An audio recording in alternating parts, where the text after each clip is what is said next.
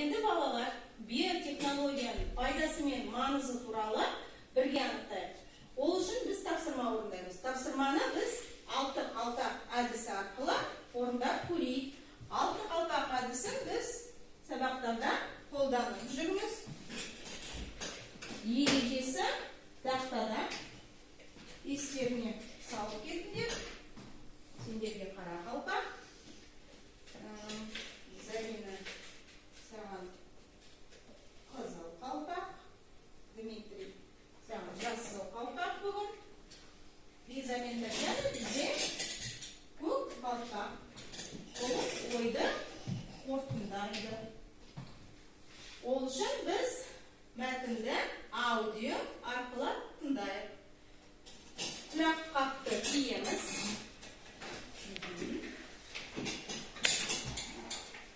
Аудионы қосамыз.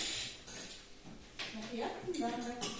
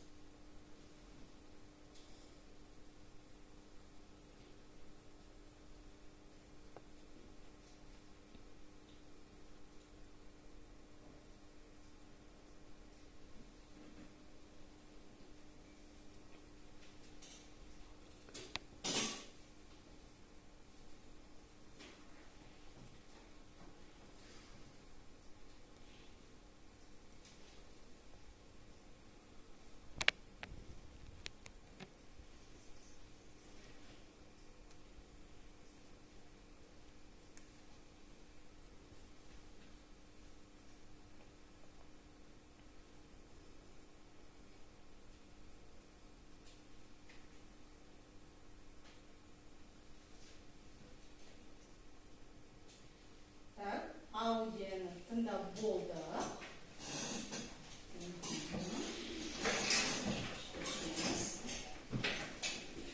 Тыңдап болса, өз ойларыңды қорытындылау үшін сендерге мен 2 минут уақыт берейін. Таймер қосылды.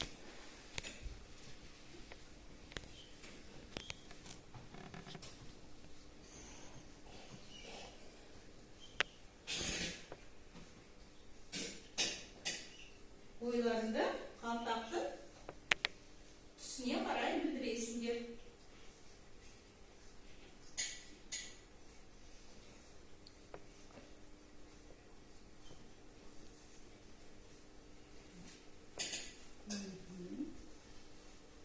Жақсы.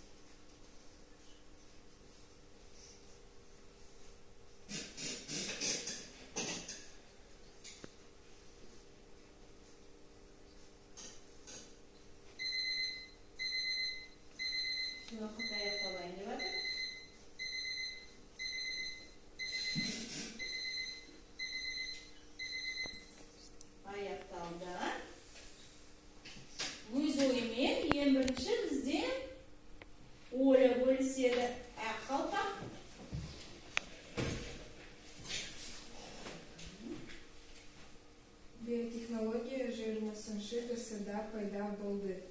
1919 жылы Карл Лирикке ашты. 1981 жылы Европалық федерация құрылды. Биотехнология таза ас деген ұғымды білдіреді. Жақсы. Көресің. Так, Аня бізде сары қалпақ. Не айтады екен?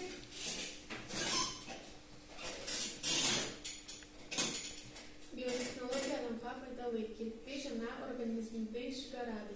Алдын ала жоспарланады, түрлі тесілдері қолданады, жаңа өнімдер жасайды, ауыл шаруашылығы және медицина.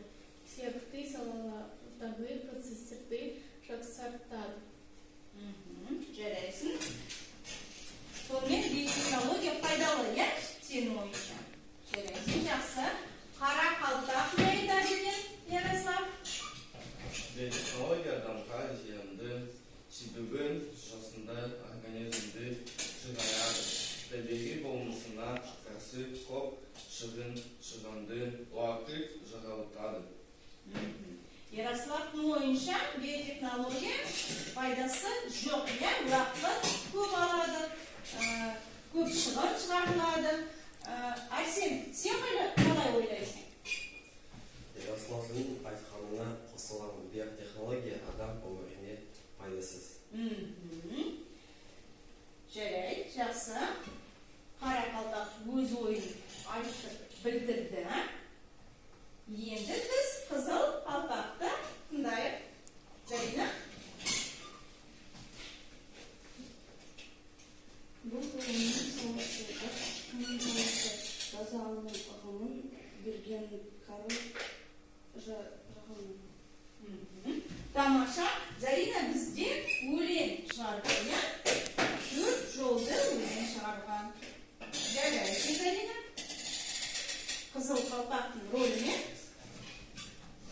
өлең шығарып айтып берді бізге.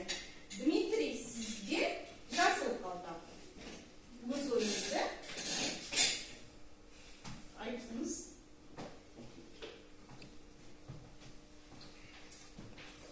Болашақта биотехнологияны қолданып егін шаруашылығында пайдасы зор.